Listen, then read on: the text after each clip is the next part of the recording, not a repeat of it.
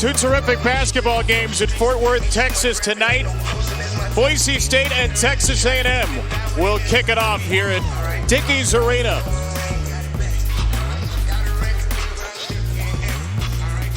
You're welcome.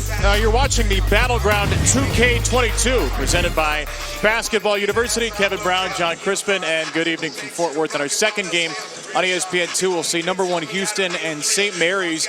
This is really a fun event, and the word culture gets thrown around a lot in college basketball. Might be a little cliche, but these are four teams that have it in spades. Yeah, they're four great cultural programs, and each is unique and in so many ways consistent with the guy in charge. And it makes me think, look, that's one of the most important things about culture, that the coach actually embodies it. You'll see that with the four teams tonight. For Boise State tonight, they really have to get comfortable shooting the basketball. They have not shot the ball particularly well from the three. They're going to have to manage a tough defense, and a lot of that's going to come down to Marcus Shaver Jr. He's their leader in points, rebounds, and assists. He's going to have to stabilize as much as he's going to have to be able to attack at times, because you're going up against the Texas A&M lineup that, yes, it's relentless, it's intense. They just come at you. The problem is they don't stop. There are 11 players. I think this stat down here, 11 players averaging 10-plus minutes, and what that tells me is they can be relentless with their intensity, but also this is a work in progress. Buzz Williams still working through a variety of different rotational options. Two teams that won 27 games a season ago. A&M was 27-13, and controversially in their minds, in the minds of others, one of the first four teams out of the NCAA tournament, made it to the NIT championship. Boise State won the Mountain West, won 27-8. and made the NCAA tournament, losing to Memphis. Broncos start with the ball. Jerry Pollard, Mike Reed, Byron Jarrett, our officials tonight from Fort Worth. And Texas A&M nearly with a takeaway. That's what the Aggies are so good at defensively, forcing turnovers. Can Boise State limit that tonight? Tyson Degenhart takes and makes a three. The sophomore from Spokane, Boise State's second leading scorer with a triple. Here's the starters for Texas A&M, which will go 9 or 10 deep. Dennis, their best defender, a transfer from Wichita State. Coleman and Marble, the bigs, were great on Wednesday. Taylor and Radford, a terrific backcourt. An A&M team that's won 3 straight. A Boise team that's won 4 in a row, as Taylor's missed 3 is rebounded by Chibuzo Abo. Part of the starters for Boise State, Abo, Smith, and Rice, sort of the glue guys. The big scorers are Shaver and Degenhart. These 5 should play major minutes. 2 threes in the opening 2 possessions. That is Chibuzo Abo, their leading three-point shooter at 42%. A terrific Boise start. Talk about 3 guys on a roster that could be glue guys. I think if coaches had their way, they'd probably say, give me 4 glue guys and 1 go-to. Those guys you can win with. They have one with them, and Leon Rice has won a lot in Boise. Here's Coleman. At a season-high 23 in the win over SMU Wednesday, he has the Aggies' first basket. Yeah, if you're Boise, you've got to feel good about the first couple possessions. You've been able to get shots. As I said, haven't shot the ball particularly well from 3. But you've got to manage 40 minutes of intensity and relentlessness. You have to be patient. You have to move the basketball. You have to live with some mistakes. But it can't affect your ability to attack. Shaver got the switch with Coleman. Sick one. Shaver will float one in the paint. Too strong. On the rim and one by Smith, who didn't realize initially just how open he was. There have been a couple defensive breakdowns, and it's often to trying to be a little too intense, where you're not thinking first, and at times Texas A&M can get moving a little fast defensively. Good ball movement, putting the ball on the deck here for Shaver. That's going to break down this defense to a point where you're starting to test communication as much as anything else. Dennis fouled on a 3 by Abo. Dexter Dennis will shoot 3 for Texas A&M. There's going to be offensive rebounding opportunities if you can move the basketball, if you can rotate the defense and then attack with a simple jump shot where you've got a couple defenders staring at the basketball. It's just too easy for Boise State. 3 shots coming for Dexter Dennis. So Dexter Dennis to the line. Dexter Dennis has played in this building before. The American Championships are held here. And Dexter Dennis, part of a Wichita State team that won the American regular season title 2 years ago. 4 years at Wichita State, was the conference defensive player of the year a season ago. And though he's not scoring or shooting very well, he actually leads Texas A&M in minutes because of how versatile he is defensively. 2 for 3 trip here. Well, there's how versatile he is, but it's also what type of tone he sets by his presence on the floor. When you have depth, you still have to have some mainstays, some staples that, again, are consistent with the culture, but also the execution you're looking for. Off the shot fake, Abo's in trouble. The double team is there, and Abo turns it over. First empty possession for Boise State as the A&M bench shows the energy they will show throughout these 40 minutes. Look, this is a situation where if I'm a player today, I am going to test the realities of that cylinder rule. Just rip through. Be strong. Taylor just passed up a layup, and it led to 3 from Tyrese Radford. You pass up a layup because you look and you see the congestion. If there's congestion, there's going to be somebody open on the perimeter. I go back to that. You've seen a lot of that cylinder violation, but you got to be strong and earn it. If you stand up and go backwards, you're not going to get that call. Nothing's good going to happen there. Shaver feeds Rice. A deep 3 is good. Boise State 3 for 3 from 3 to start.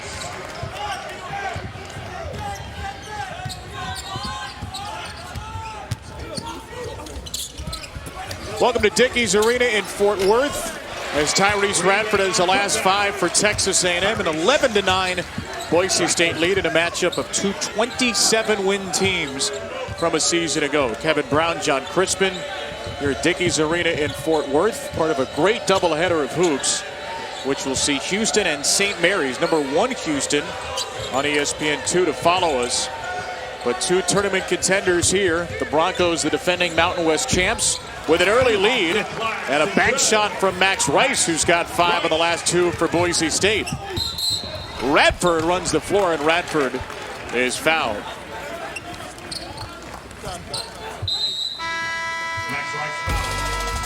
Good pace, good offensive start. Boise State's got the lead on A&M. Back with more from Fort Worth after this. ESPN's exclusive presentation of college basketball is presented by Basketball University Performance and Athleisure Apparel.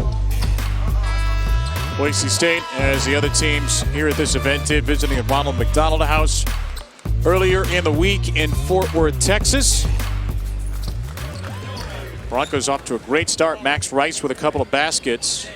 Boise 5 for 6 from the field. They started the season shooting very poorly from 3. In the 4-game win streak, much better, 35%. Leon Rice told us before the game, look, some of these shots we're kidding are going to fall. And so far they've been falling tonight, 3 for 3 from deep. He also said that they're not getting their normal shots. You know, and look, it may sound ridiculous because you see some open shots, but when they're ball reversal, you know, just ball goes from one side to the other and you're catching the ball around the perimeter, it doesn't have the same rhythm as an inside-out 3. And the ones they've gotten today have been good ball movement, forcing the defense to scramble a bit, get it inside, kick out, in-rhythm shots. 3 assists on 5 makes. Boise's been one of the worst assist teams in the country in terms of assists per makes. That is an assist to one of the Texas A&M assistants, thrown away by Najee Smith for a second turnover.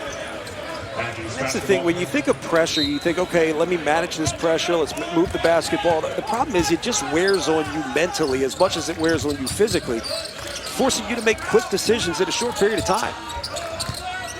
Here's Taylor for Texas A&M, sophomore from Dallas. Missing over Jace Whiting. Julius Marble was fouled on the rebound try. Tyson Degenhart with a push. His first foul for Boise State.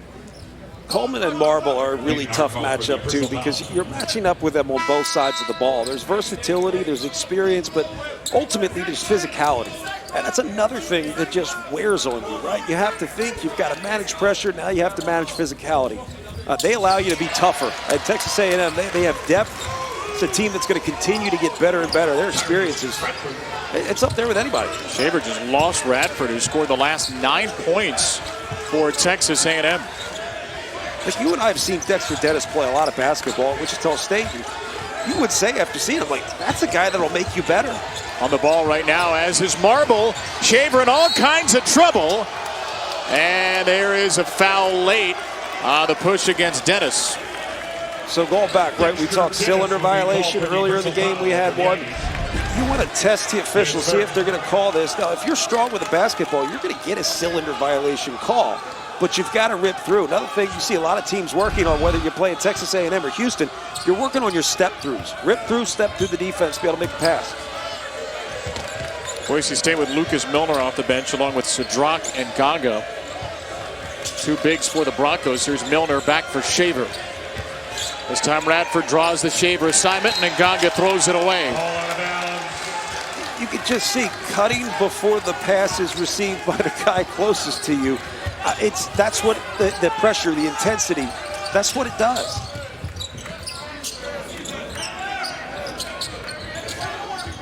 A cutting Taylor from Radford. Weaves in and finds Dennis. Missed it. And a foul will go against Texas A&M. Marble came flying in for the rebound. And it will be Julius Marble with his first foul. You know, there are some similarities to what we'll see later tonight with Houston playing St. Mary's and Texas A&M. I think some similarities defensively for the two. Both will force your pace with what they do defensively in terms of the intensity, this pressure, some run and jump.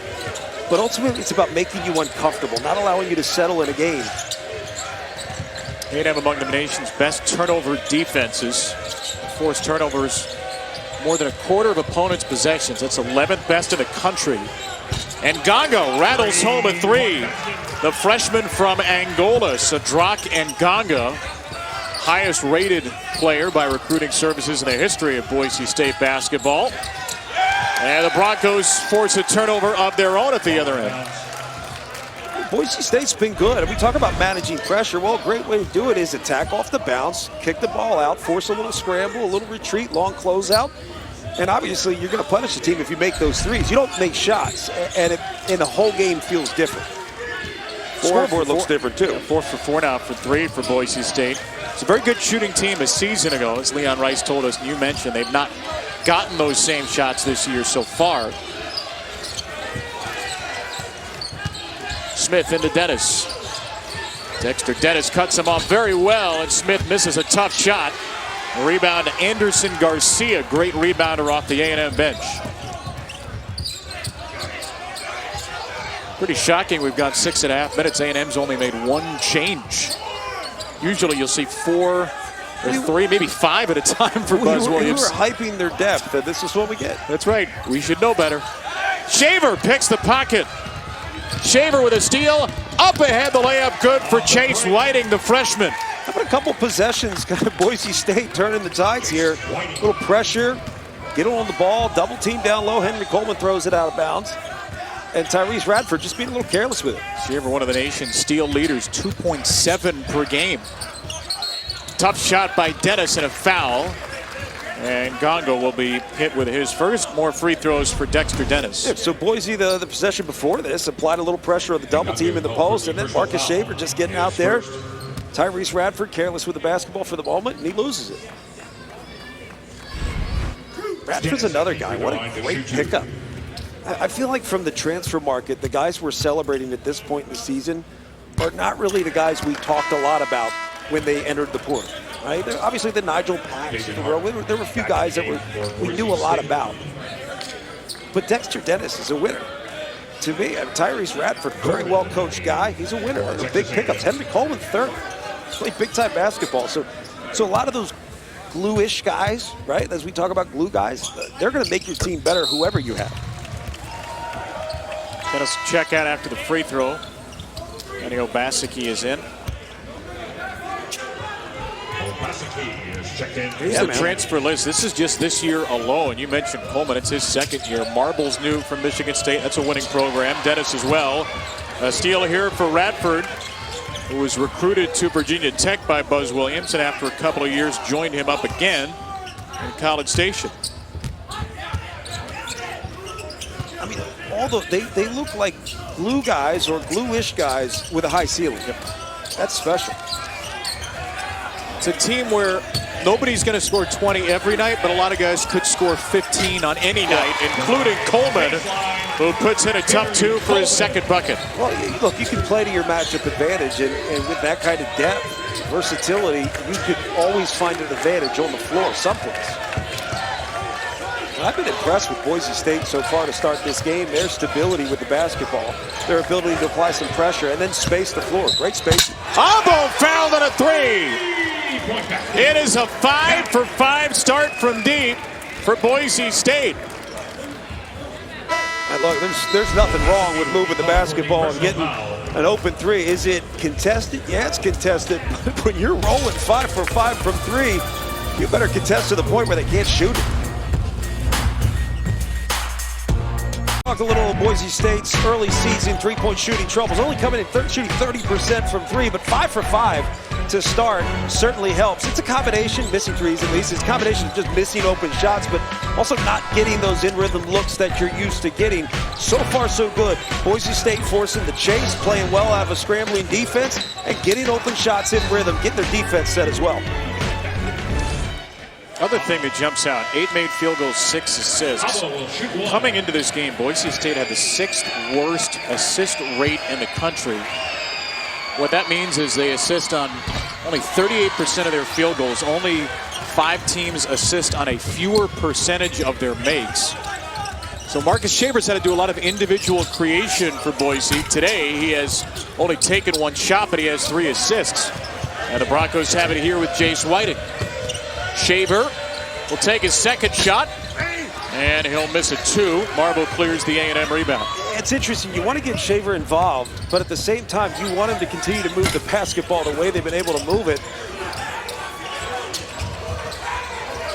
Just a quick shot in that possession. I would have wanted to see a little bit more in that possession as well as this team's been shooting the basketball. Andre Gordon for A&M. Aggies have gone 8 deep so far. They'll go 9 or 10 in all likelihood tonight. Obaseki in the lane, a fight for the ball, won by Gordon. Texas A&M without a couple of players, Hayden Hefner, Kalen Robinson, 2 guards are still likely to be out. Neither participated in shoot-around today as Radford misses at the rim. That was good little offensive action, though. Great little give and go. Radford just missed an easy shot. Whiting, the freshman from Burley, Idaho. Degenhart from Shaver, off the shot fake, fouled on the floor. So that was a really good scramble defensively, little baseline drive, baseline drift, swing the basketball, forcing that defense to close. And on the 3rd closeout, it was a pump fake that got the foul. That's what you want to do. In a way, that's attacking pressure, right? You're moving the defense from side to side by attacking off the bounce. Draw a defense, kicking, long closeouts. You think you have to move it against pressure? Attacking it is the way to break it. Bryson Smith returned for Boise State. Solomon Washington, the freshman, for the first time for A&M. Taylor back on the floor as well. 6 to shoot for Shaver, and he lost it. What a great defensive play. Taylor with a bounce feed to Obaseki. Was Gordon who came up with a steal for A&M. The play by Taylor, if we get a chance to see that again, what a fantastic scramble communication, then get back into play to be able to take it away. Marble wasn't looking for it on the other end. You were looking for fantastic communication on both ends? Not quite. No, it paid off for me. It was a good play. Degenhart into Gordon. Mountain West Freshman of the Year a season ago, Degenhart. And Smith with a first missed 3 for Boise State. Gordon driving. It's the freshman Solomon Washington inside for 2. Texas A&M is being aggressive on the offensive end, but they're getting in tough spots where there really aren't passing angles, and they're dropping the ball and really into the hands of Boise State. Be aggressive, but at some point you do have to settle in and get a good shot, good possession each time down floor. Inside, Degenhart foul. Taylor called for it, and he commits his first. Free throws for Degenhart coming up. A&M, look, they're flying. They're playing hard, tight windows, tough catches, but this is a team of playmakers. And that's the bottom line. You got guys who can make plays, guys who do embody the culture. Buzz Williams is, I don't want to say sell it, but he's kind of put on display himself.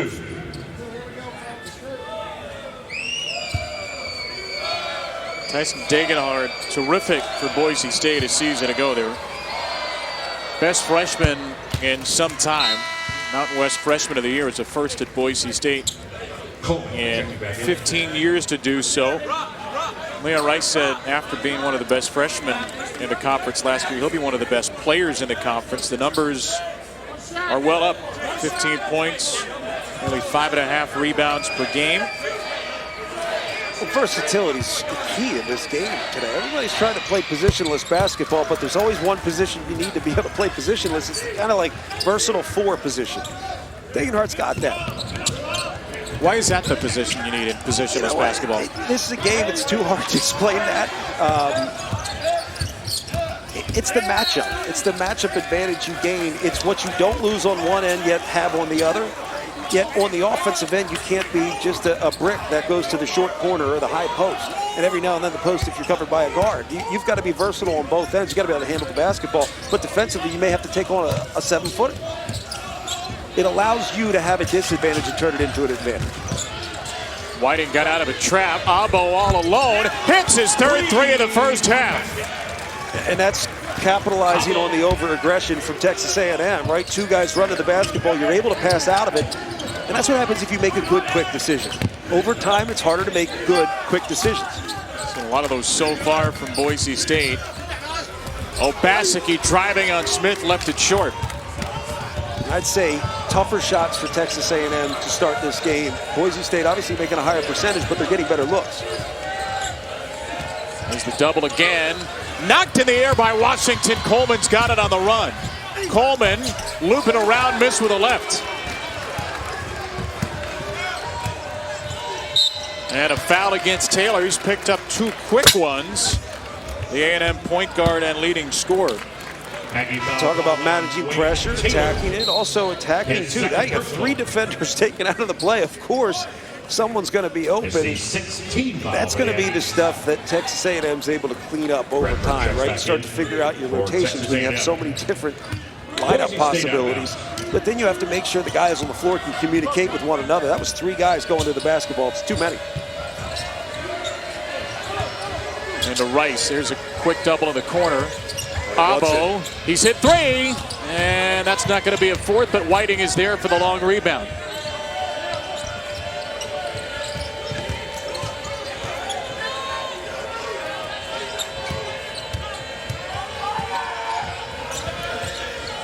Degenhardt on the much smaller Radford, but Radford picks his pocket anyway. Degenhardt just turned to the baseline and added a defender to what was already going to be a double team. Coleman, not a 3-point shooter, spins in and gets the roll. See, Texas A&M definitely feeds off and tries to capitalize when they get an opportunity from their defense. That's something that definitely changes the overall feel of the game. If you're able to turn defense into offense and defense is your staple, it changes how it feels. Of course, 19 turnovers against SMU Wednesday. They nearly got one here. Rice able to save it. He's got it with 8 to shoot. Rice will get Gordon in the air. Float one over Washington and score. Max Rice, the coach's son, with a 3-for-3 start. I mean, the whole tempo of that play had coach's son written all over. Sure no did. offense. Great pump fake, just enough to get the defender off the ground. He took his time into that runner. Let's put it that way. Washington with a strong 3 and the rebound to Rice, or as his dad simply calls him, 12. Abo. 12, that's great. He did. I had a long talk with Leon Rice about his son Max at shoot-around. He said, I used to not play him as much as he should have because I was afraid of being the dad who plays my kid too much. Yeah. We should be playing him more tonight because 12 is 4 for 4. Coach said earlier today, he goes, I'm walking around town and someone stops me and says, Coach, you've got to play 12 more. It's like, man, whatever happened to nepotism, I don't know. Look, wasn't the quickest play in the world, but it was pretty, and Boise State rolling.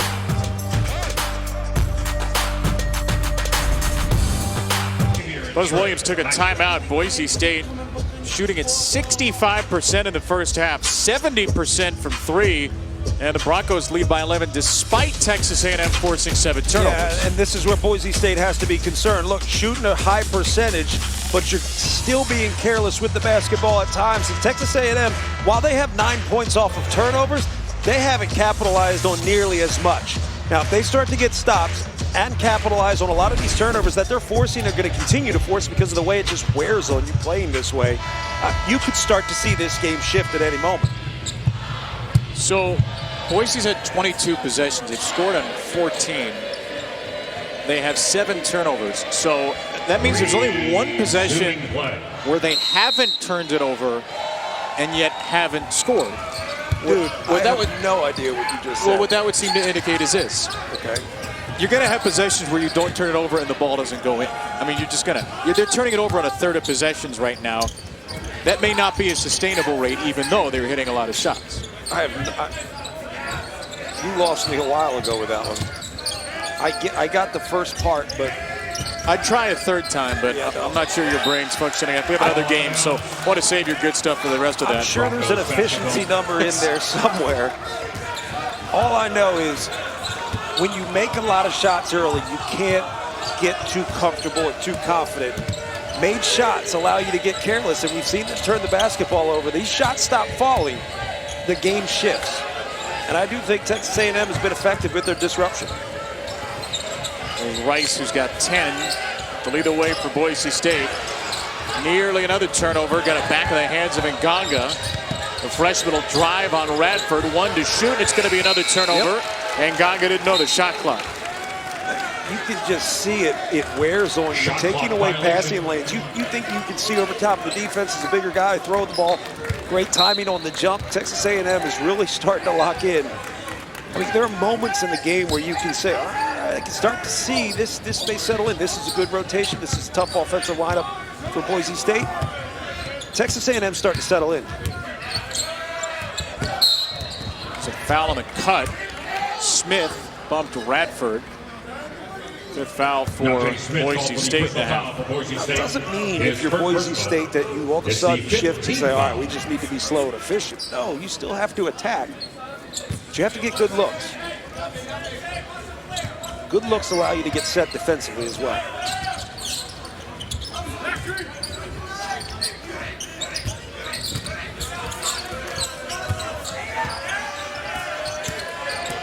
There's Coleman taking it into Lucas Milner. Coleman stripped and fouled. Nganga was in there too. And the reach-in will be called against Sadrak Nganga, his second foul. That's a youthful mistake. That's all that is, right? If you understand the situation, right, you have a good feel for what's happening in the possession, let alone in the game, you know just to stay out of the way, force a tough shot. Milner did the work. Just allow him to continue and finish the play. Tomorrow afternoon, the exclusive reveal of the college football playoff New Year's Eve matchups, the Fiesta and Peach Bowls on ESPN. Reese Davis and the gang will also unveil the full New Year's Six, have the final top 25 rankings, noon Eastern, 11 a.m. Central, after Sunday NFL Countdown on ESPN and the ESPN app. I suspect the television ratings in this town will be very high here in Fort Worth, where their TCU Horned Frogs fell in overtime just down the road earlier for their first loss. I think TCU should still be fine given the USC loss, but we'll find out tomorrow morning here in Fort Worth. Radford missed in the late whistle for a foul against Boise State. You hear bodies hit the floor, like we take it for granted. They're falling on a hardwood floor. Look at this. Gosh. Like we so take it for granted that they just got up and we're like, hey, you good? You good? All right, let's go. And that wasn't who the foul was on. Lucas Milner went knee toward the head of Radford, and Shaver got in with a foul. He went full Jimmy Superfly Snuka top turnbuckle, and they just pop up. Like any normal human being. People want to be critical when they miss a shot or turn the basketball over. Why don't you fall like that once and think about keep playing?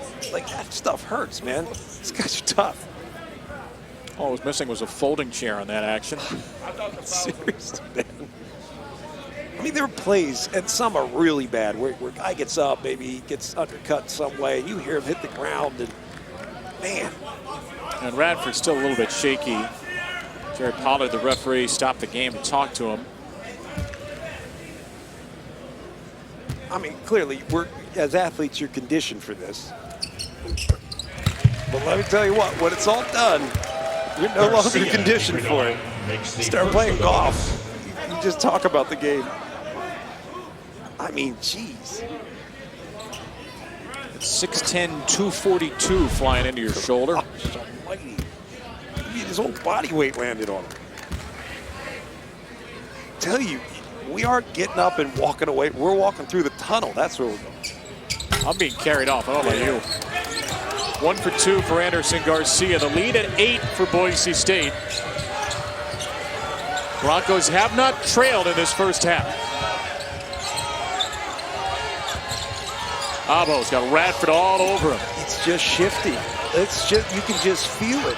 It's a crazy pass that somehow found a teammate, and Smith misses a 3. Even if it went in, the game, the whole feel of it is starting to shift in the favor of Texas A&M, where they're starting to get what they want. They're able to apply the pressure they want, and Boise State has struggled to make good decisions. Dennis missed a 3, and the rebound tipped out to Garcia. Leon Rice has a couple of substitutes ready to check in at the next whistle. Here's Radford. He misses a 3, and Milner soars for the rebound over Coleman. It's a good possession for you. You got to get something good if you're Boise State. Rice leads away with 10. On the leaner, banks it home, and he's 5 for 5. It's almost as if he's playing at a different pace. And his slower, more methodical pace. And look, it's not a knock. I played at a very similar pace. It's a compliment, the fact that he's able to control it so much. We're kind of changing speeds. Especially in a game like this too, right? Yeah, but I think he'll be more effective. Yeah. Dennis. And Dexter Dennis is fouled. Max Rice with a dozen. Boise State with a double-digit lead here in the first half. But not the most explosive play. Not going to be a Sports Center top 10, but this is effectiveness. Use your body, good patience, good poise, good balance, bucket.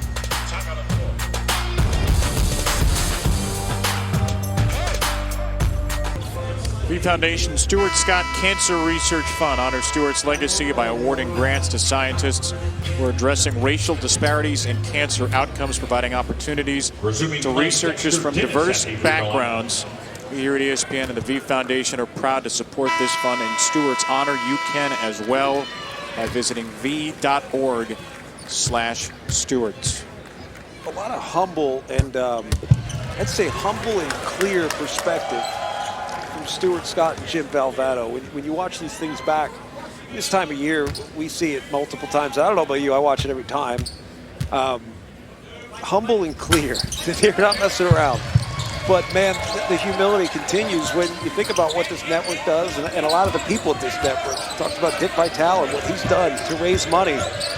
More than I'll ever do in my life. Think about, we've heard these stories a lot, what Jim and what Stuart had to do to just get on the stage those nights, how sick they were, and how much their words changed and altered our perspective. You can't fathom it, and they wouldn't want you to. That's what's awesome about them.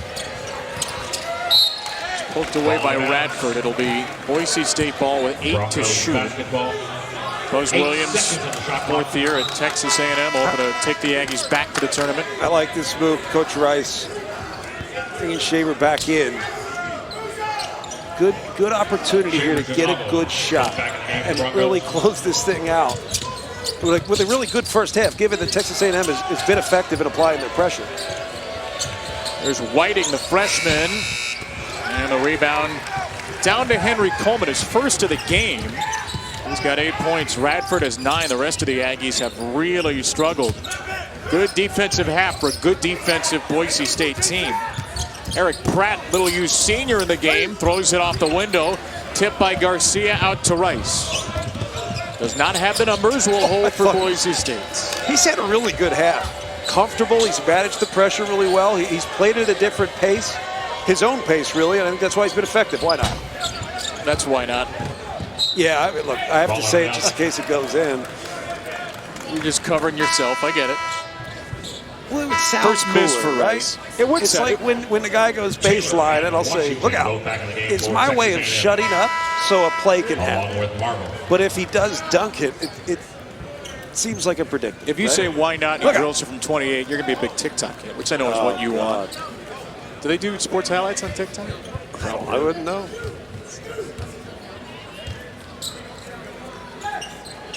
Sure, you have a parody account for me. So. You think I have a parody, or you think somebody has a parody of me? Which one? At not that real Kevin Brown. Yeah. Here's Taylor in the game with 2 fouls. After a long seat on the bench, Wade Taylor hits a jumper. he's got a good knack for things defensively, too. He's sneaky defensively. He kind of changes his own speeds defensively. And he's a tough one to figure out. But if you get him going offensively, again, add to a team that has so many weapons. 30 seconds. Quick timeout for Boise. We're back in 30 for the end of the half. 96 seconds to go in the half. Boise State has shot it well. Max Rice with a dozen. Broncos are 7 of 13 from 3. They don't have a single point from their leading scorer, Marcus Shaver. They lead anyway over Texas A&M. To state the absolute no-duh obvious, big 90 seconds for A&M. See if they can get this down to 1 possession and a half where they have not led. Pressure still on against Boise State. Abo. Dennis all over him. Abo nearly shuffled the feet. Out to Shaver with 7 to shoot into the body of Radford, and Shaver draws a foul. Boise State in the 1-1 now as Radford picks up his second. That was a tough play by Shaver. Really controlling himself, changing speeds, getting the defender to stand up for just a slight second, right? That little hesitation. It's half a second at best. But if you get the defender to stand up, then you turn and attack the body when he's off balance. 9 times out of 10, you're going to get that call. Maybe not in the last minute of the game, but now you will. The numbers for Marcus Shaver, who leads Boise State in all 4 of those categories. 1,690 career points, 115th start today. Began his career at Portland, playing for Terry Porter 2 years there. Transferred to Boise State. And he's become an all-conference player and the leader of this defending Mountain West champion. Plays at a different speed, too.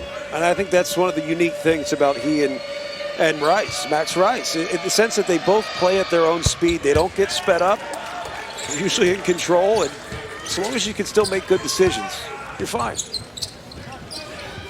They have maybe the best 2 rebounding guards in the country in this game. Shaver 6'2", is averaging 8.5 a game. Tyrese Radford at 6'2" has the most rebounds of any active player at his height or shorter. Yeah, that's a random stat to see in the game notes, right? Most best rebounders 6'2" or less. I want to know how much time the good folks of the A&M Sports Information Department took researching that. How would you know that's a stat? Like, how would you think? Well, you say, hey, he's got a lot of rebounds. Yeah, but I wonder how many rebounds he has for guys 6'2" or less. Like, that's just a random thing to think. I mean, look, I love that you do it. Foul against Lucas Milner is his second. So 1-1 for Julius Marble.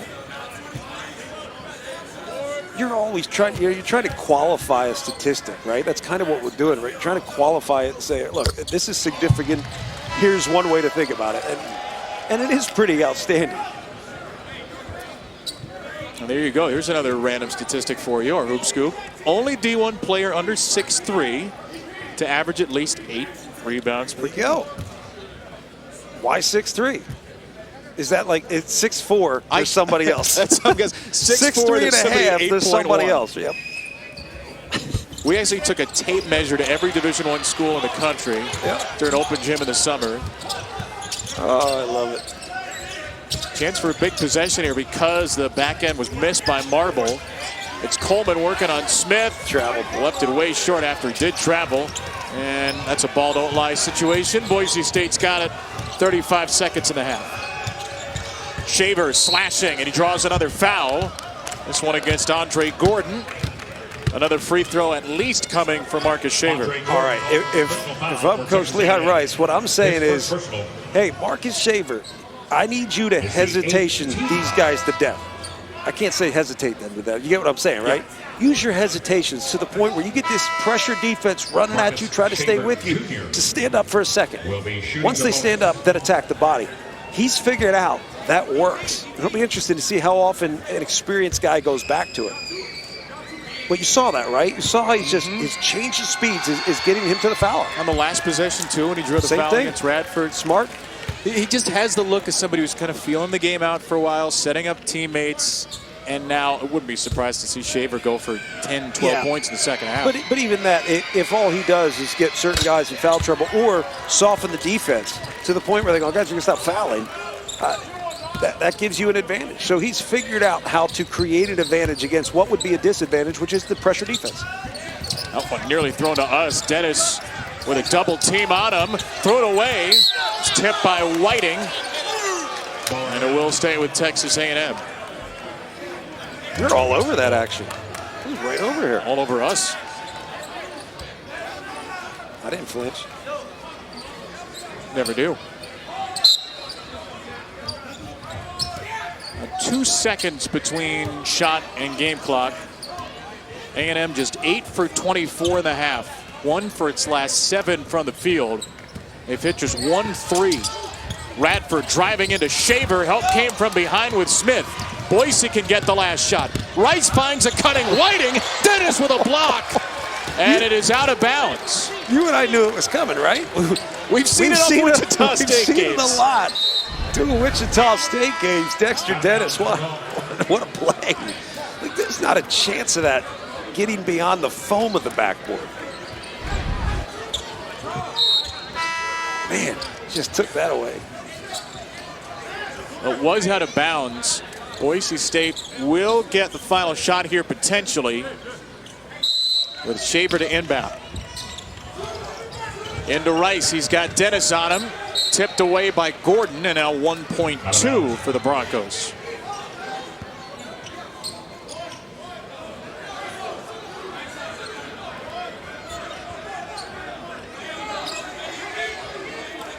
It'll be Rice to inbound this time. Into Abo. Oh, in and out. Boise State will end the half 7 for 14 from 3. Their best first half shooting percentage of the season. Broncos hit half their shots, and Max Rice hit all but one of his. 5 for 6 for the fifth-year senior Max Rice. Boise State has not trailed, and they lead Texas A&M by 9 at the half here in Fort Worth.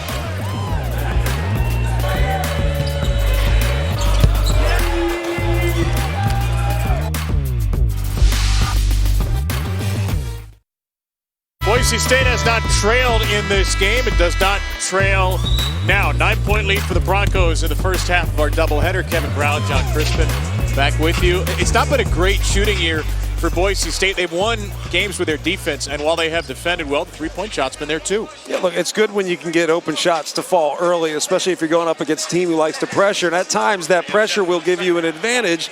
If you attack with that advantage, you're going to have numbers and you're going to get open shots. And that was the case for Boise State in the first half, 7 of 14 from 3. That was a big shift in the game. The issue to me was that the pressure defense did work for Texas A&M. They just didn't capitalize a lot off of it. They got to the free throw line. As you see, 11 of 15 from the free throw line. They're going to make a lot more shots than they did in the first half, and it may just turn, I'd say, the tides of this game. So Boise State, first few minutes of the second half are very important. They're going to have 1 field goal in the final 7:24 the half, and they miss a shot here. Taylor, they're 1 for 7 in the half. They did have 6 free throws in that span. Marcus Shaver, 4 points, all on free throws for Boise State. Max Rice led the way with 12. Chibuzo Abo had 9 for the Broncos. Here's Najee Smith. A quiet first half for Tyson Degenhart. Rice steps in on Marble. Extra pass. Smith swings it for Abo. And Abo misses a 3. The rebound to Henry Coleman. That was good stuff on both ends. Good ball movement. You got a decent look. Taylor missed another layup. Julius Marble, who had just 1 first half point with a foul. Yeah, and that all started with what they did on the defensive end. They scrambled out. They allowed a shot that they could live with, a contested long 3 late in the clock. They got a rebound, and that was ultimately the first pass of their break. They got it right into the front court and early action and offense. Boise State looking for its 3rd win over a power conference team this year. Beat Washington State and Colorado. Into Degenhart. Big advantage on Taylor, and he takes him to school. Yeah, Taylor's been on Degenhart, and then Marble's been on Rice. So an interesting matchup. Let's see if Boise State can exploit that. Dennis continues to struggle from 3. Now 0 for 3 in this game. Abo follows his own miss. Fumbled it into the hands of Degenhart. Shaver's got a wide open player in the corner. That's Smith. And the rebound for Wade Taylor of A&M. Clappable miss, right? Fool's gold makes and clappable misses. That'll be a blocking foul. He called a block? He sure did. Wow, I'm surprised. Byron Jarrett's got a block on Degenhardt, his second. Yeah, look, this is good offense, though. You do have some advantages here in terms of the matchups. You move the basketball, you get inside, that's it. Capitalize on where you have the advantage. Sometimes basketball is much simpler than we make it out to be, but you have to first stop, think, recognize, probe a little bit, work towards an advantage, and then attack. Coleman at 8 in the first half, fumbled it here, and a steal for Boise State. There are two teams very good at creating turnovers. Off the turnover here, Boise State with a shot from Rice, whose floater goes. I'm just going to call him slow-mo. And it's not that he's doing it slowly. He's doing it at a controlled pace. He's kind of watching defense. He keeps the defender on his body. Very calculated with his pace. Taylor, that's another blocking foul. Shaver trying to draw the charge here, hit for his second. Boise State doing a good job turning defense into offense, right? Not a lot of opportunities in transition, but ultimately it's not just a transition opportunity, it's an opportunity to play against a scrambling defense. If you can go against a scrambling defense, there will be a chance to get that thing to the basket off the bounce.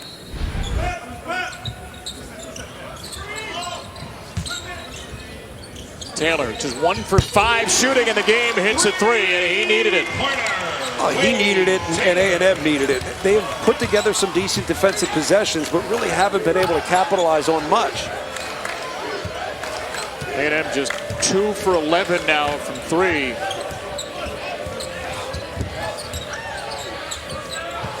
Degenhardt now with a matchup against Radford. The post is fed. Taylor comes over to double, and it is last touch by A&M, though the Aggies are arguing that vehemently. Taylor's right. I think we're going to see this off the Boise foot. Degenhardt, let's see it. Yeah, it's off the back of his heel, unless Taylor hit it again, but who knows? Jerry Pollard's looking at Degenhardt's jersey right now. It's like the fake tuck in. If I tell you to tuck your shirt in, you better tuck it in. Don't fake it. 5 to shoot for Degenhardt. Out of the double, a deflection. Snatched by Shaver. Rice from deep. Drew the iron. And a foul will stay here. Good crash by Degenhardt and a Texas A&M foul. Julius Marble called for the personal foul for the Good Aggies. Crash, but His first. there will be times where the aggression of the Texas A&M defense does get him chasing the ball a little bit.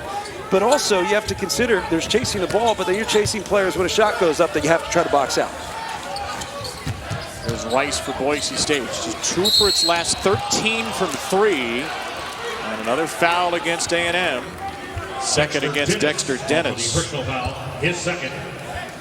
A&M will foul a lot. One of the worst teams in the country in terms of free throws allowed. They will balance that out with all the turnovers they force. Those are hallmarks of a Buzz Williams defense. Yeah, but they should also get to the free throw line as well. They should still get to the free throw line more than their opponent by having multiple guys that can put it on the floor. Cutting, Rice got checked to the ground. A hard fall for him, but he'll shoot 2. The cutting has been good, and they're really feeding off each other and starting to figure out how to attack the pressure off the ball, and that's a big part of this, right? You're reading defense, kind of a little rub screen as multiple guys are crossing, and Dexter Dennis just gets behind, and that's just a great pass. Shaver with the delivery. Marble with a second foul. 21st Annual Women's Jimmy V Classic is tomorrow on ESPN2. Virginia Tech, Tennessee at 1 Eastern, noon Central. And then a headliner over on ABC. UConn and Notre Dame, 3 top 7 teams at the Joyce Center at 3 Eastern, 2 Central. This game streaming live on the ESPN app. And to donate to the V Foundation for Cancer Research, go to v.org today. I like that. Boise State picking up a little extended pressure, and it's not like they're doing that just to get a turnover. It's just to disrupt a little bit. A&M deep into the shot clock. Very little action. Rice came charging in. And Rice will be caught for the foul, knocking down Solomon Washington. Max Rice called for the Second personal foul for on Max Broncos. Rice. His second. Those are often those perfect bang-bang plays for offenses where you're able to get the shot off and the foul occurs while the ball's in the air. Jace Whiting will give Shaver a breather. Maybe not much more than that for the under 16. Extending the breather. Radford off the iron. Washington, the freshman, with a rebound for Texas A&M. And Washington, a strong stick back. In a couple years, that flex is going to be filled out a little bit more, but that was a physical play. You can flex all you want after stuff like that. Only scholarship freshman in this class, and he is a good one. Gatorade Player of the Year in Louisiana. Smith scores over 2. And Washington was a half step away from blocking that. That's where you just got to anticipate a little bit more, and you're taking that away. But Boise State continues to have answers. Good find. Washington spins it home off the delivery from Taylor.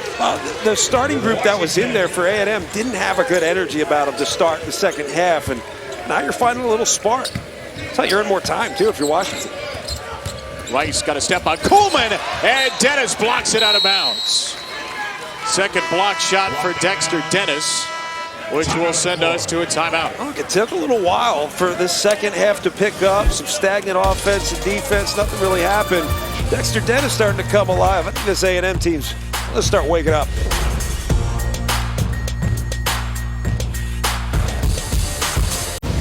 Welcome back to the Battleground 2K22, presented by Basketball University.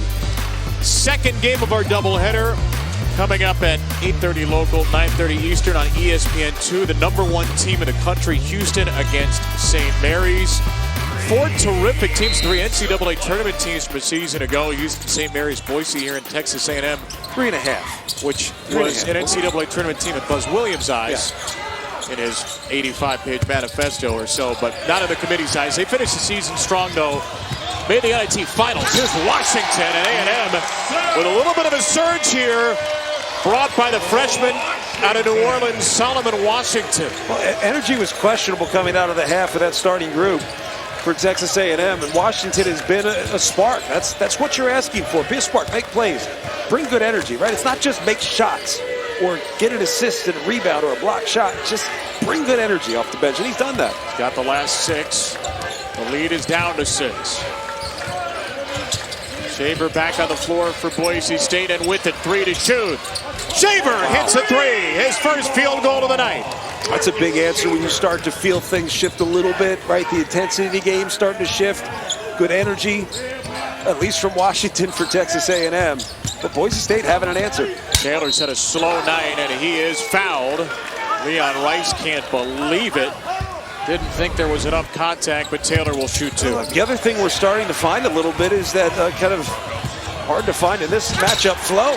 A little up and down, back and forth action, good pace, good ball movement here. Just starting to see Shaver get it going. That could be a challenge for A&M.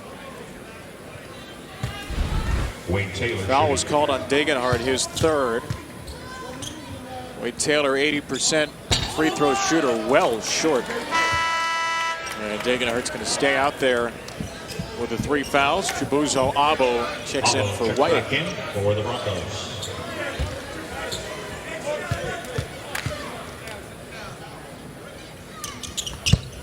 One for 2 for Taylor. Smith back in. And now Degenhardt will lead the game. Najee Smith returns. Maybe somebody got in Leon Rice's ear in between free throws. Degenhardt gets a break.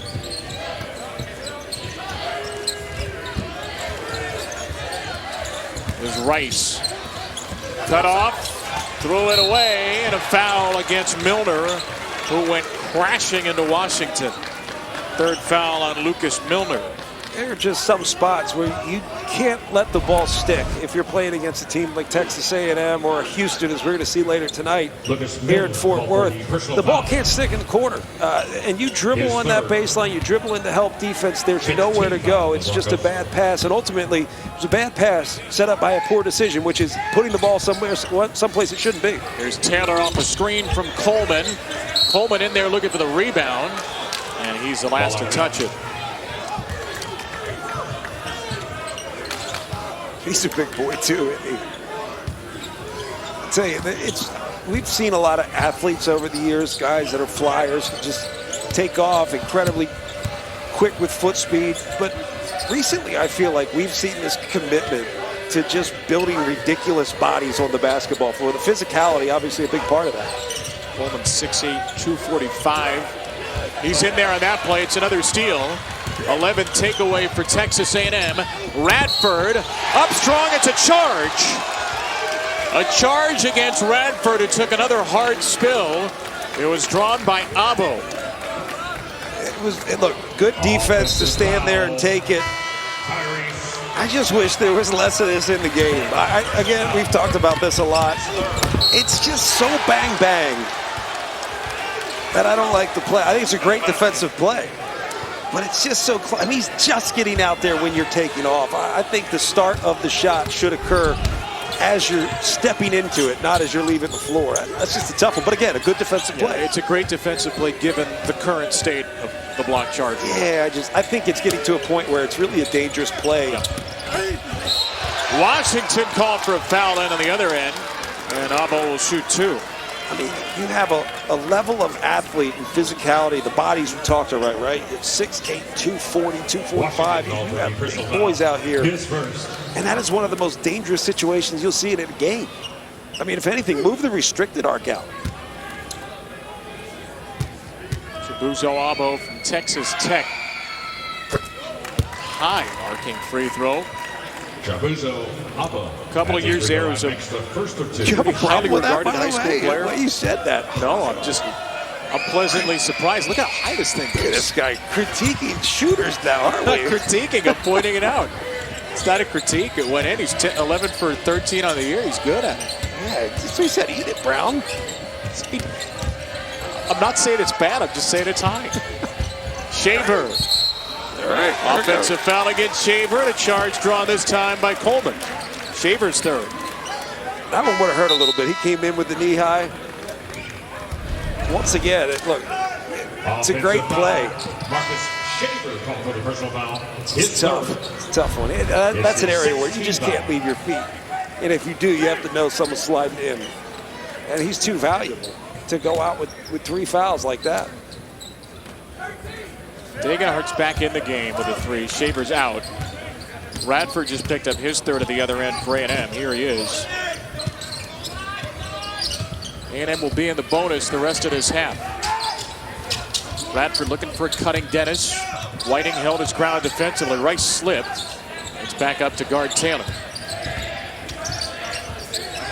Garcia forces it up. He may have thought there was a little bit less time on the shot clock than there was. Were some Boise State fans calling out the fake shot clock? Maybe. When there's only a few people, for Boise, there's a lot of Texas A&M fans, but there's only a few. You actually hear them. Whiting got 2 A&M defenders to fly by him, and the freshman puts it in. It's funny. It's almost like the way to play against Texas A&M with that pressure, with the chase, with the sense of urgency they play with. Slow down. Be deliberate, right? So slow down, the pump fakes, ball fakes, and then be deliberate with the attack. Buzz Williams needs a timeout. Boise State extends its lead to 11, tied for its largest lead of the game. Boom. Look at that pace. Slow it down. Kevin Brown, I like it. What'd I do?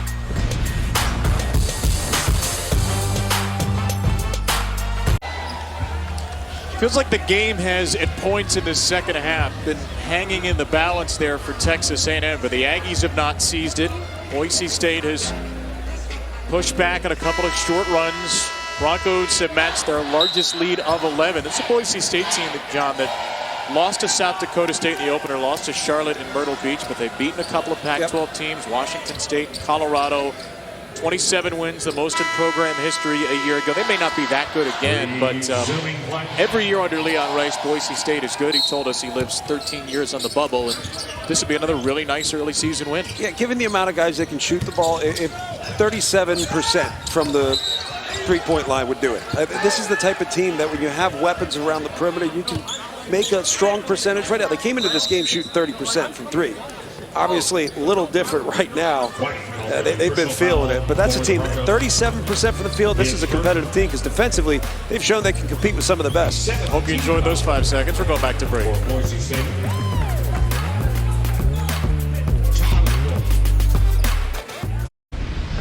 Kevin, you and I were talking to Coach Leon Rice. Asked him, said, hey, what kind of feel does Max have for the game? You know, you think coach's kid, he's going to understand coach on the floor. Well, look, he's got all that. He also has a great feel for how to attack pressure, right? Slow it down. Slow pump fakes work even better. Little ball fake, jab step, those things have been incredibly effective against the pressure of Texas A&M. So, yeah, coach's kid, but he's out here getting it done. Leon told us, I was afraid to play Max a lot when he first got here because I was worried I passed on bad genes to him. So he played him less than he probably should. And then there was one day he went to one of his coaches and said, what's our record when we play Max 20 minutes or more? And they found that it was 22-1. It's like, what am I doing? I got to get 12, as he calls it. I got to get 12 on the floor. You know any other player, you're aware of that stat, but you don't even want to ask the question. This is your kid. But obviously, they're better with him on the floor. 16 to lead the way for Boise State. He's only 6 shy of a career high with a long way to go in this one. But an unusual scoring day for the Broncos. Not much from Shaver, not much from Degenhart. They still lead by 9 at Texas A&M. Season high 14 assists for Boise State.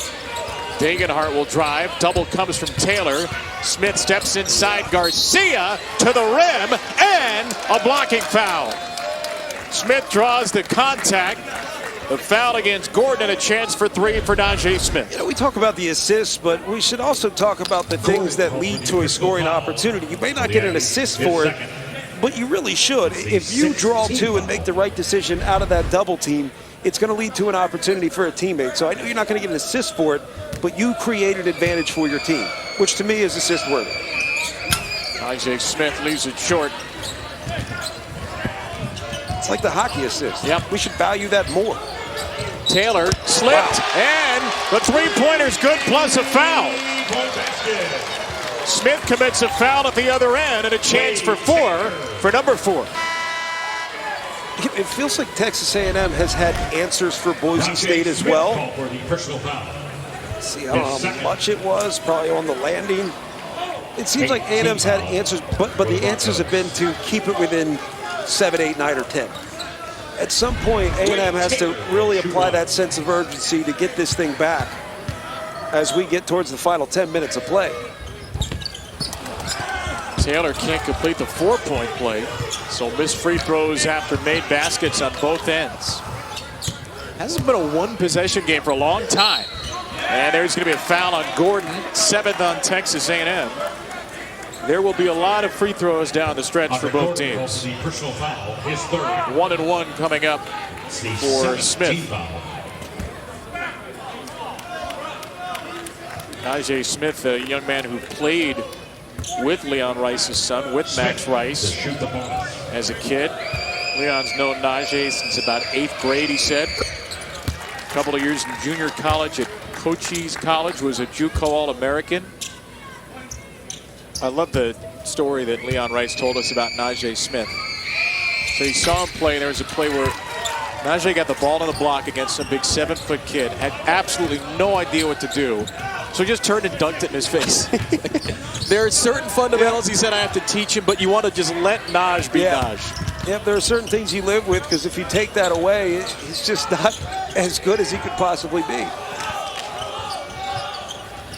Obaseki passes up a 3.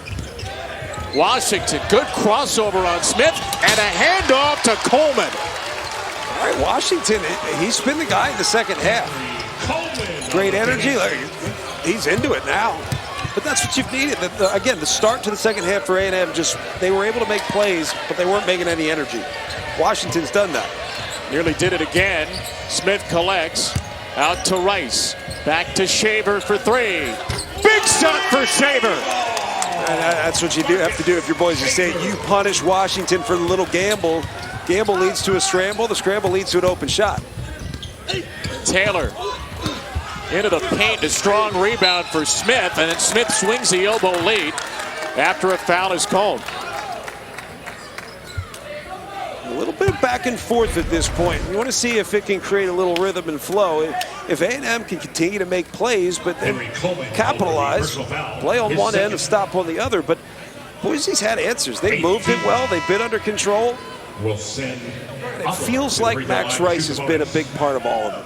He's been really solid for them tonight. For Texas A&M. Boise now 16 assists on 19 makes. It's because you set it up, is they don't share the basketball. Sixth worst assist rate in the country. They assisted on 38% of their makes coming in. They've That's assisted hard on to do. 84% tonight. Look, when you're a good team and a really good program, because this is a good program, that's a weird stat. But at the same time, if you're winning games, you're like, I don't know if I want to worry too much about it. Let's just play. They've won 4 straight. Yeah, look, if your habits are good, if your principles are good and you believe in them and you in so many ways embody that, then okay. Don't worry too much about it. Obaseki in the lane got it to fall. Manny Obaseki, the sophomore from Allen, Texas. Obaseki.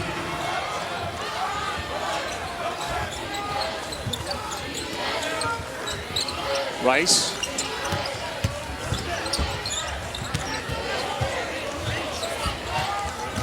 A lot of dribbling for Rice here on Washington.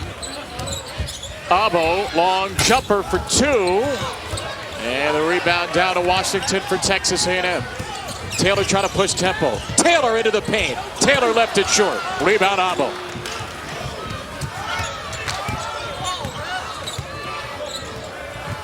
Shaver senses an opportunity, and Shaver seized it. He draws another A&M foul. I think Washington took the worst of that. Might have been an elbow to the face. 2 free throws coming for Shaver. Boise will be in the double bonus the rest of the half.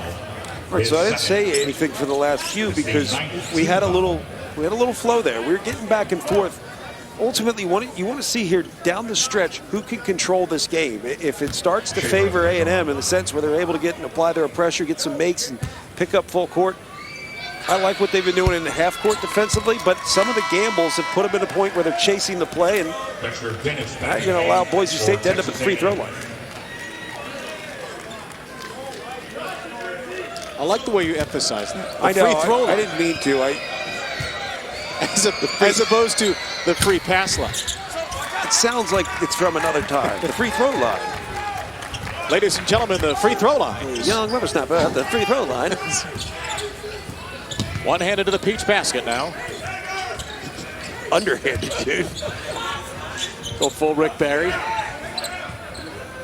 Second game of our doubleheader, you see right there. Number 1 Houston and St. Mary's right here in Fort Worth. That'll be over on ESPN2. Cougs, the number 1 team in the country for the first time since 1983.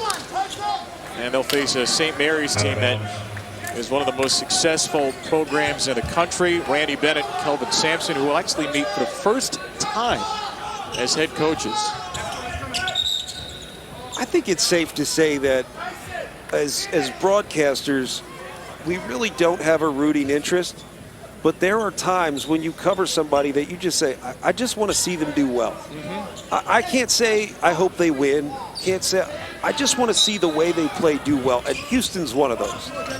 Interestingly enough, so St. Mary's. They understand who they are. They understand what they're not. And you hope a program like that can continue to sustain that level. But Houston's been a great story over the last few years. And Kelvin Sampson doesn't get enough credit for how great they've been. 3 for Dennis. Back to a 9-point game. Just little jabs being thrown back and forth. A&M unable to chisel away at this lead too much. But as many as 12 for Boise State. Shaver fouled again. This will be on Coleman, his 3rd. And Shaver, who has lived at the line here, is going to shoot 2 more. His 3rd. A&M starting to claw back a little bit. Boise has an answer. And again, they've made plays offensively. A&M has made plays. They've made shots. But just haven't been able to get as much out of their defense. And if Boise State's going to live at the free throw line, good luck. Shaver, great job changing speeds. The hesitation, he should end up at the free throw line another 5 or 6 times before the end of this game. Garcia in the game for the Aggies, in the game for the Broncos. Coleman will check out. Shaver 7 for 7 at the line. Only 68% coming into the game. He misses his first. There's Radford. Missed his last 6 shots after a 3 for 4 start. Tyrese Radford. smaller lineup on the floor right now for Texas A&M. Dennis around Shaver. Dennis banks it home. He's got 10, and he scored on the last 2 possessions. It's a really tough shot, too. That's like a no-angle bank off the glass where you're coming straight at the rim, yet the shot really has no angle. Tough finish. Boise's got the little U center Mohamed Silla on the court right now. 14 in blue, barely played the first half. He'll set the screen. Shaver will go around it. A lot of contact there and no whistle with Obaseki. Rice, Shaver with space, steps back, puts in his 3rd 3 of the game. And a front row point and an old teammate to boot. Marcus Shaver with 16 for Boise State. Obaseki answers with 2. All right, that was a good play by Obaseki, but why double and leave Shaver wide open in the corner? There are just situations where you say, I know this is what we want to do, but this isn't the situation to do it. Why would you leave Shaver wide open in the corner? You try to get back into this game. Sometimes it's been the gamble at times. It's hurt A&M. And I love teams that gamble like that, run and jump. Shaver's got 12 of his 16 in the half. Garcia's on him now. Shaver, step back. That's a long 2, and he missed it. Rebound battled, and won by Obaseki. Up ahead, that was a bad idea. Abo with a takeaway, and he's fouled. You understand the aggressiveness from Obaseki, but he gives away a possession, and A&M gives away a couple of free throws. It's finally been back and forth a bit. This is just a tough finish. You don't understand how hard that angle is. The problem is you've got to be able to go back, get a stop on the other end. A little bit too much of a gamble. You give Shaver an open look. Boise rolling.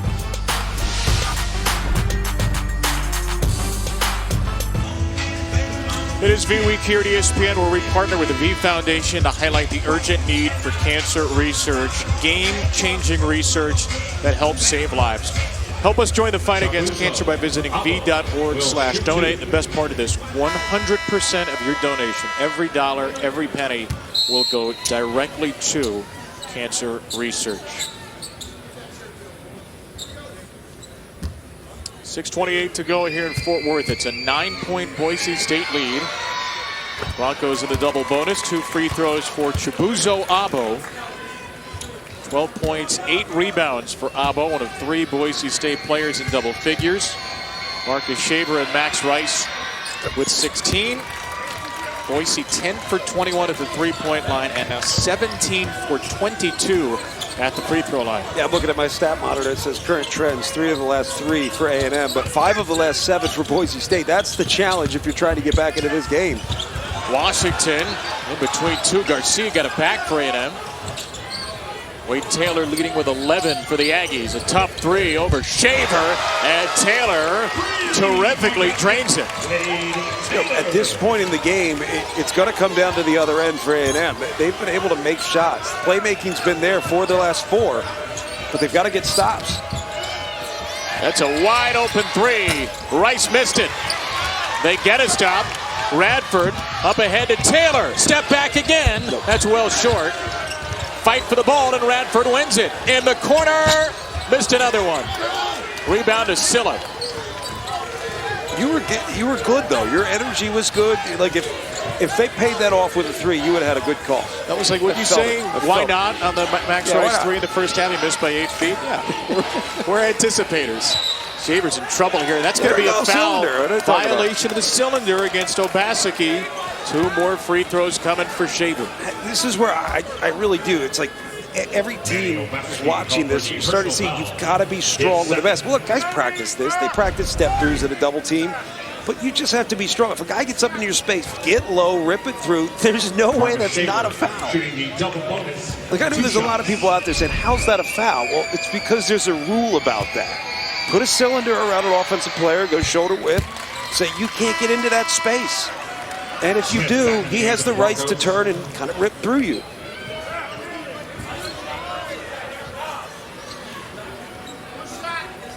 A&M's committed 20 fouls in this game. Marcus Shaver has drawn a whole host of them. They got the bodies to do it, but it's hard to do it when you're down and having it come from behind.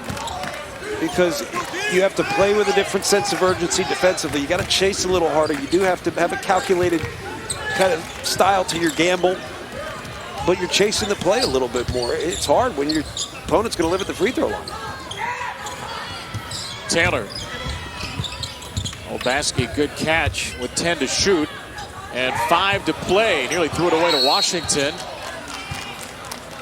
And Texas A&M takes a timeout with 6 on the shot clock. Timeout.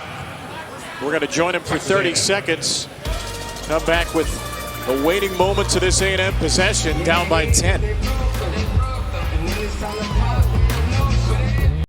ESPN's exclusive presentation of college basketball is presented by Basketball University. Performance and athleisure apparel. Boise State looking for its 3rd win over a power conference team this year. Wins over Washington State and Colorado already for Leon Rice's Broncos. Season ago beat Ole Miss and Washington State. They're leading Texas A&M by 10. And A&M just turned it over on the inbound. Called a timeout, had time to drop a play, and Buzz Williams is shaking his head. I think if they stuck with it, Radford was actually going to be open as the release valve there. 2 went with the basketball. Just was nothing going on the sideline. Boise State has had an answer every time. A&M has not had a longer scoring run than 5-0 in this game. Had an answer, and a lot of it's been at the free throw line. 19 of 24 from the free throw line for Boise State. Smith stripped by Taylor. That's a turnover. Forced by Wade Taylor, one of the nation's steals leaders. And A&M will take it back on Boise turnover number 14. Yeah, okay, you're starting to do this. Create some opportunities defensively. Now can you capitalize? And then can you pick up and apply that pressure quickly after a make? Washington on the drive. Strong into Smith and Strong off the window. 10 points off the bench for Solomon Washington. Yeah, he's earned more time, too. That's a guy that's earning more time on the floor. He just brings a lot, not just playmaking, but energy. It's 14 minutes a game coming into this one. One of the 11 that play over 10 minutes a game. That's crazy. Degenhardt, that pass was anticipated, nearly taken away by Garcia. But then yet again, after the missed gamble by A&M, Boise State gets to the line. I feel like if you take away gambles and just play straight up basketball with the pressure that A&M's been able to play with, you might win this game. Gambles have really been a challenge. Playmaking, it's there. Washington's been terrific.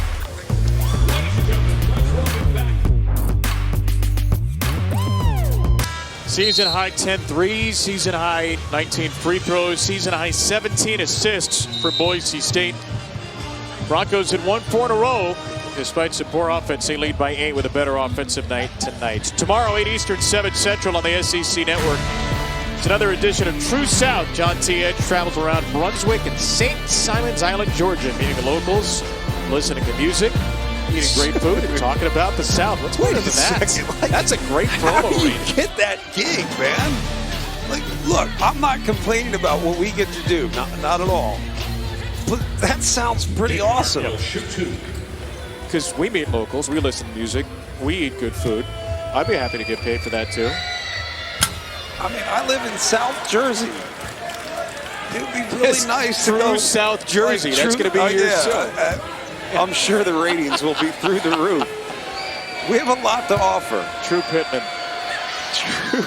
True South Jersey. Coming to your YouTube channel near you. YouTube, please. Be on Twitch. Radford takes a tumble, and Radford will shoot 2 for Texas A&M. All right, a lot of time left. Under 4. Texas A&M should turn the heat up a little bit, but they should also attack quicker. If you have an advantage early in the clock, I think at this point you need to start attacking the basket. If you can live at the free throw line, make a couple of free throws, step up, apply your pressure. And at some point, you've got to be more I'm not saying don't gamble, but you've got to be more calculated with the gamble, because these gambles have been actually putting them in a bad spot, giving up baskets and free throws. Radford had 9 points when Texas A&M was at the 13-point mark. He scored 9 in a row. That's right, he did. He has not scored since. Good free throw shooter, 85%. He finally gets to double figures. Dexter Dennis will add a little defensive sprinkle. He'll check in for Obaseki. Pressure shown. Defensive sprinkle. A little sprinkle of defense, yeah. Right. A little seasoning. Shaver gets across with a couple of seconds to spare. Nearly lost it.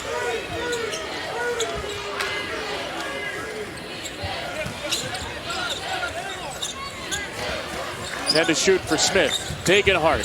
Rice. Shot fake. Rice. Double team. 4 to shoot. Gotta be Degenhardt. In and out. And Smith is there for the offensive rebound. Rice with time. Rice with a 3. Rice with 19. And Boise with an 11-point lead again. There was a moment there where you say, do I shoot this shot or do we work more clock? I love that he caught it and took his time but still shot it, because you're not going to get a better look. Radford continues to struggle for the field. And we're under 3 to play with a Boise State advantage of 11. Boise capitalizing on the offensive glass as well. Get that defense to chase the play a little bit. You're out of position. And they'll go right back to the free throw line. 3-point shot opportunity late in the clock, so your defense worked, and they did a good job controlling the basketball for near 30 seconds. You give up an offensive rebound with the tap, and this is just wide open. I will say, so open that it's actually a hard shot. You get what I'm talking about, right? So open that it's a hard shot. There's no rhythm into it. There's no sense of urgency. You're just kind of catching a lot of pressure and attention. Rice now at 20. He's 2 shy of a career high. Foul was the 4th against Wade Taylor. He'll stay in. Anytime you catch the ball and you have time to say, I should make this shot, it becomes a hard shot. There has been little that's looked like a hard shot for Max Rice tonight. It's been great. 7 for 11, 3 of 6 from 3. He's hit all 4 free throws. He hasn't gotten sped up. That's been the thing. He hasn't gotten sped up in this game. Smith will be called for his 4th foul now against Radford. Shaver and Rice have not gotten sped up. Now, they haven't been perfect. They haven't been perfect in terms of taking care of the basketball. There have been times, but for the most part, they haven't gotten sped up. Use ball fakes well. Say Shaver's hesitation, right? It's Shaver's hesitation.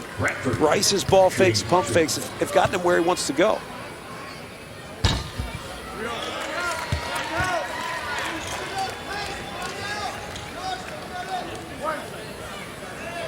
Leon Rice told us before the game, we're going to turn it over. We will turn it over. We just have to limit those. And when we don't turn it over, we have to get the shots we haven't been getting this year.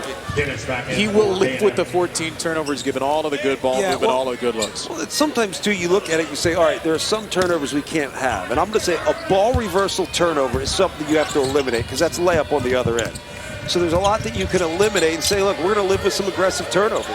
We might lose it from time to time, but we're going to do it being aggressive.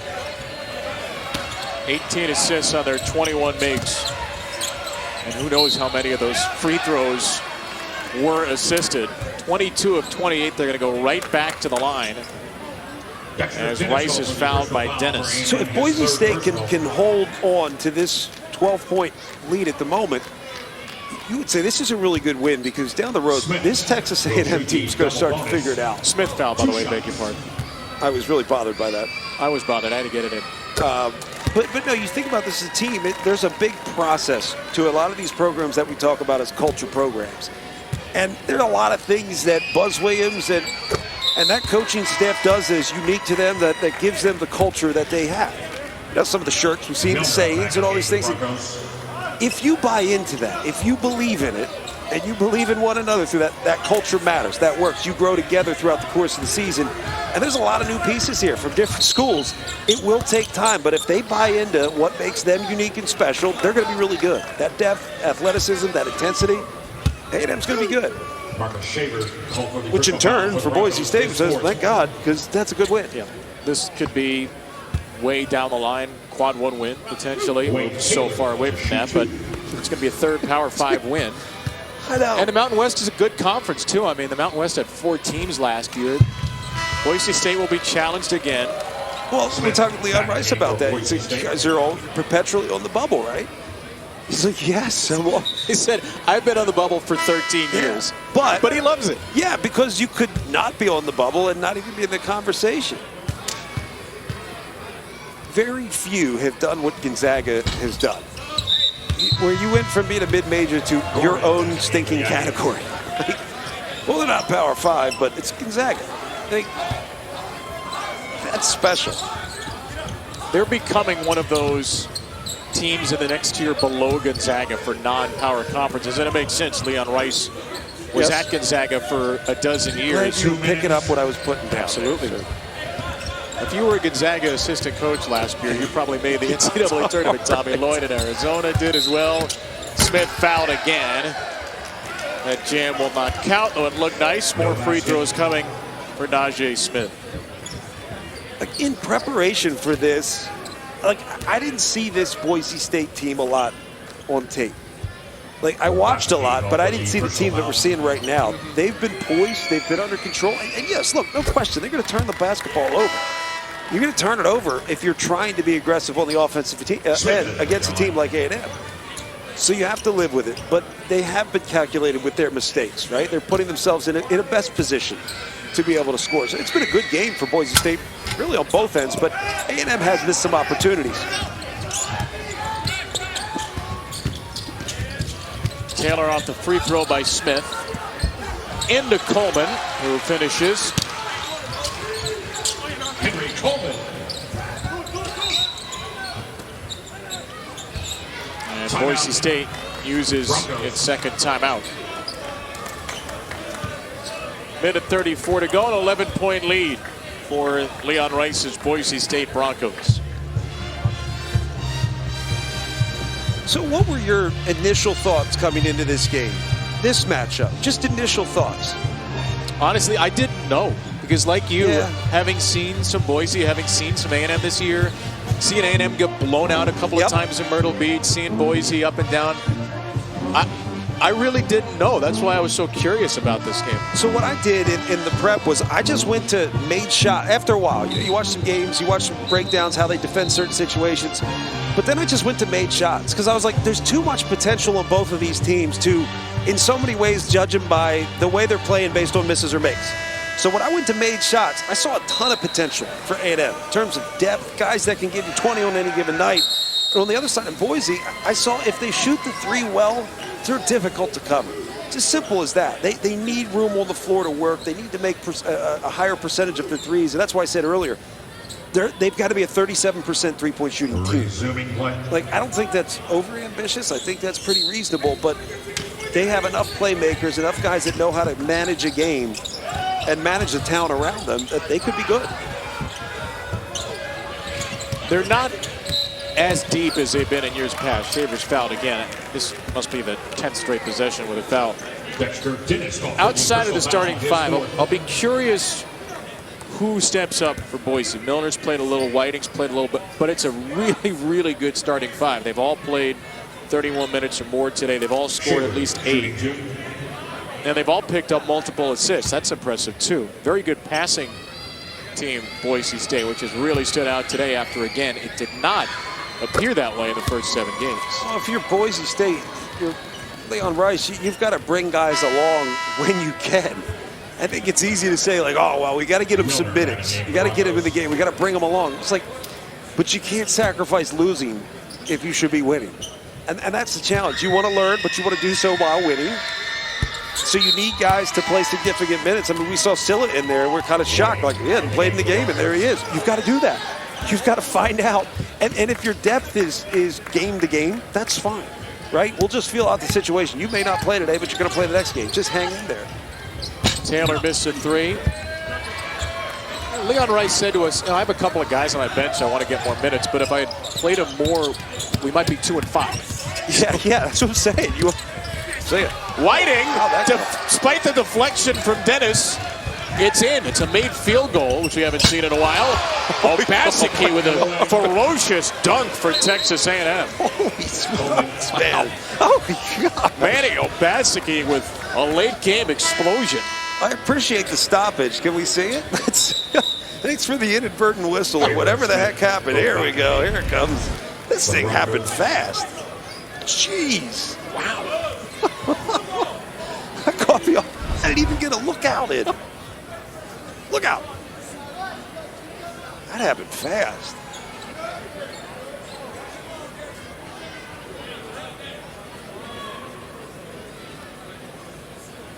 They're pointing up at the replay board saying, hey, we stopped this so you guys can see that replay. That was a nice duck. You're welcome.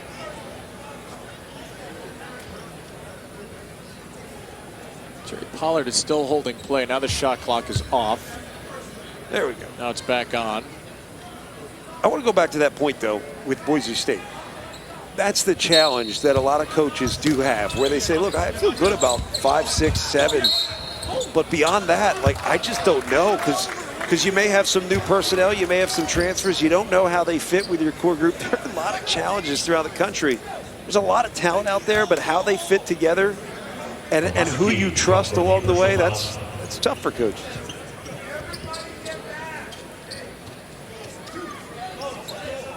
That stoppage was good because we got to see the play, but it just sucked the air out of this. That was an awesome play. Obasiki's dunk was just awesome. Max Rice, the free throw line.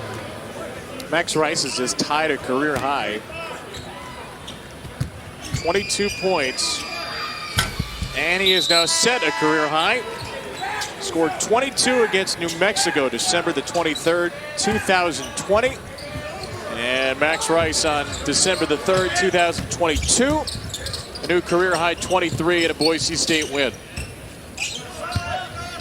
29 out of 36 at the free throw line for Boise State. And that's out of bounds. It will go to Boise State. A&M will probably stop fouling now. And a really nice win for Boise State. Be a 5th straight win to get to 6-2 for the Broncos. Trying to win 20 games again, as they seem to do every year. Trying to make it back to the NCAA tournament. They've been there 3 times under Leon Rice, and they certainly could get there again. We will get a timeout. Timeout. Of course Houston and St. Mary's were supposed to start at 8:30 local. That will not happen unless we have the shortest warm-up period in the history of college basketball. And Buzz Williams is still talking to the officials with 46.3 to go. Houston St. Mary's coming up ESPN 2 about a half hour or so after this game inevitably ends. Yeah. No, you're excited about obviously seeing #1 team in the country in Houston. You and I have seen a lot of Houston covering the AAC here for ESPN, and they are a fantastic program to be around. There's such great energy and enthusiasm. There's enthusiasm about doing the dirtiest things on the basketball floor, and I mean dirty, not dirty and bad. I mean, you're willing to do anything on the basketball floor to help your team win. They're enthusiastic about it, and they're the #1 team in the country. I think that's what jumps out to me the most. Is you're starting to see there's value in that. You're starting to see that stuff works. Any year, against any talent. They just so happen to have some talent themselves. But St. Mary's is a special program, too. Not just a good team or program. That's a great basketball program. A lot of history there. I'm excited to see the matchup. Coleman misses it off the steal. Up ahead to Rice, and Rice will lay it in. Extend his career high to 25. What a night for Max Rice. 4-point-per-game scorer a season ago. I think he just communicated to Buzz Williams, too, that it was kind of like he looked up, shot clock would have expired. So, yeah.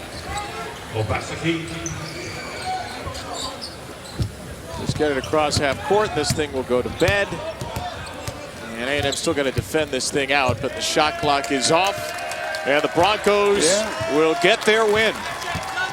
They hit 11 threes. They hit 29 free throws. 52% from the field, 44 from 3, 81 from the free throw line. An impressive victory for Boise State here in Texas. Impressive victory for Boise State, and I would be patient with this Texas A&M program. I think they're going to end up having a good season, but there might be a little lull here right now that we look back at and say, without that, we may have never reached our potential.